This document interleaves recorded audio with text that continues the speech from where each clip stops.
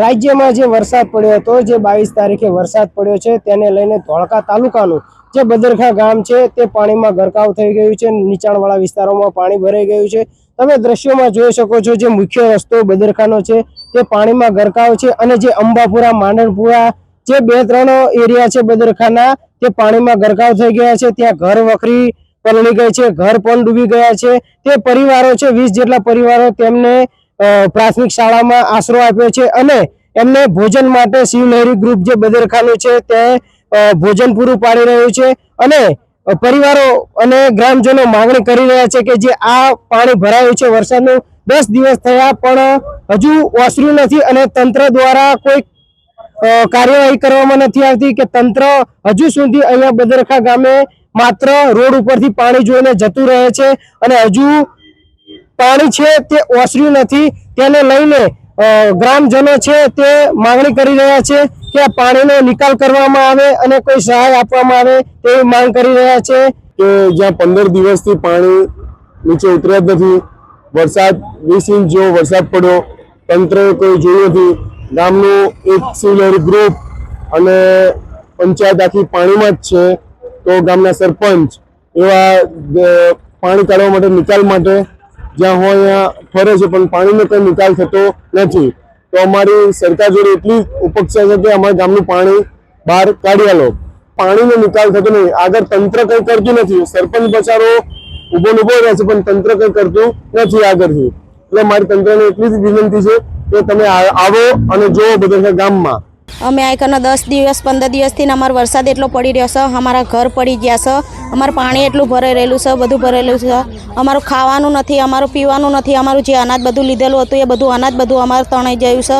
લુગડા પહેરવાના નથી, અમે પહેર્યા વગરના અમે ગામમાંથી માગીને લઈને લુગડા લઈને અમે પહેર્યા છીએ, બધું તે અમને આલ્યા તાણ અમે આટલી સહાયતા કરી તે અમે આટલી નિસારમાં આવીને અમે પડ્યા છીએ। શિવલહેરીવાળાએ અમને આટલું ખવડાવો પીવડાવો છે, હાજ સવાર અમને પેલું શું દાળ ભાત અમને ખવડાવશે, ભોજન એ કરાવડાવશે। અમને 10-15 દિવસથી અમે રોટલી ભારી નથી, તો અમે રોટલી ના ખાઈએ, કંઈ ના ખાઈએ તો અમે હાથ મજૂર્યા છીએ, તો અમે ખાઈએ પીએ છીએ। અમારા આટાટે અમારા તો ચમ ના ચાલે, અમે દાળ ભાત ખાઈને તમે કંઈ અમારા દાડા નીકળશે, તો અમે આટલી સહાયતા અમારા કરો। અમારું ઘર બહાર બધું પડી ગયું છે, તો અમને એટલા તો સહાયતા કર્યા લો કે ના કર્યા લો, આટલું બધું કંઈ અમારું જતું રહ્યું તો અમે ચાંકાનું શું કરીએ શું ના કરીએ। અમને નિસાર મશીન હવે કાઢવાનું કહી રહ્યા છે, તો અમે જઈએ તો જઈએ ચાં કડી।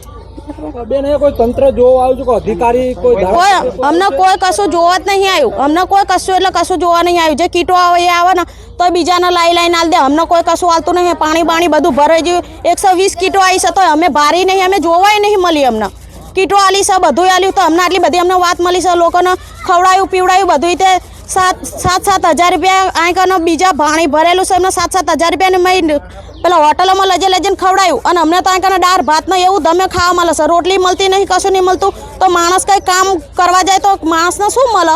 હા, શું એમને સરકાર સમક્ષ શું માંગણીઓ છે?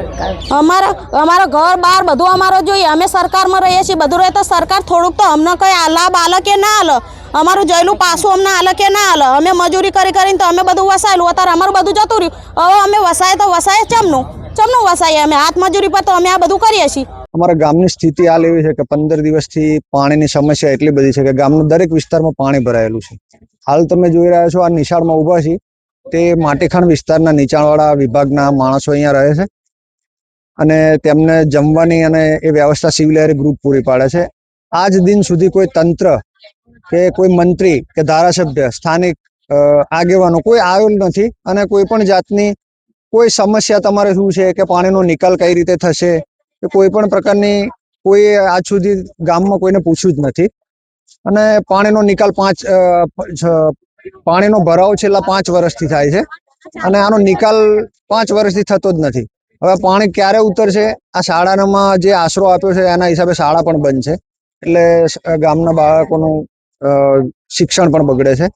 હવે અમારી માંગ એવી છે કે જો તંત્ર આમાં ધ્યાન આપે અને પાણીનો જલ્દીથી નિકાલ થાય તો સારું, નહીતર પછી અમે ગાંધી ચિંધ્યા માર્ગે આંદોલન કરી અને ગામમાં ચૂંટણીનો બહિષ્કાર કરીશું। ન્યૂઝ ગુજરાત, મહેન્દ્રસિંહ દાયમા, ધોળકા।